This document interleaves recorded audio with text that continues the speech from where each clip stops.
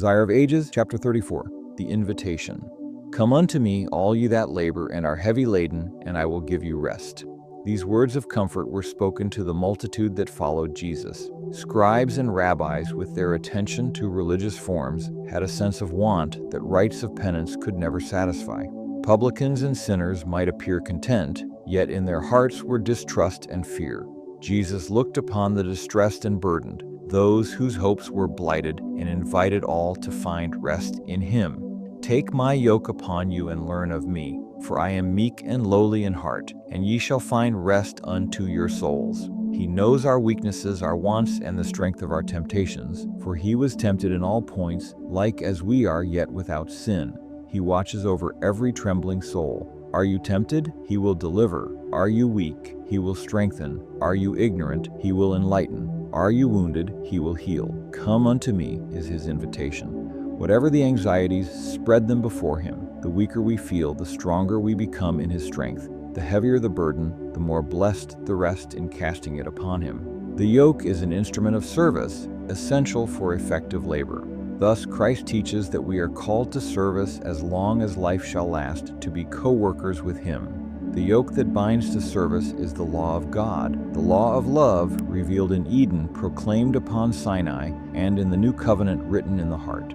If left to follow our own inclinations, we would fall into Satan's ranks. Therefore, God confines us to His will, which is noble and elevating. Christ Himself bore this yoke, saying, I delight to do thy will, O my God. Yea, thy law is within my heart. I came down from heaven, not to do mine own will, but the will of Him that sent me.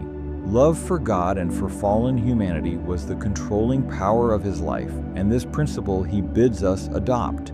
Many hearts are aching under a load of care because they seek to reach the world's standard. The Lord desires them to lay aside this yoke of bondage and accept His yoke. My yoke is easy and my burden is light. He bids them seek first the kingdom of God, and promises that all things needful shall be added. Worry is blind and cannot discern the future, but Jesus sees the end from the beginning. In every difficulty, He has His way prepared to bring relief. Our Father has 1,000 ways to provide for us, of which we know nothing. Those who make His service supreme will find a plain path before their feet. Learn of me, says Jesus, for I am meek and lowly in heart, and ye shall find rest. We are to enter the school of Christ, to learn from Him meekness and lowliness. Redemption is the training of the soul for heaven, a knowledge of Christ and deliverance from habits and ideas opposed to God. Yet many who profess to follow Him have anxious hearts because they are afraid to trust themselves fully to God. Unless they make a complete surrender, they cannot find peace. It is the love of self that brings unrest. When we are born from above, we shall not seek the highest place, but desire to sit at His feet and learn of Him. When our will is swallowed up in the will of God, life's burden becomes light. He who walks in God's commandments walks with Christ, and in His love the heart is at rest. The promise is sure, my presence shall go with thee, and I will give thee rest. Those who surrender their souls to Him will find peace and quietude. Nothing of the world can make them sad when Jesus makes them glad by His presence. As through Him we enter into rest, heaven begins here. We respond to His invitation and begin the life eternal.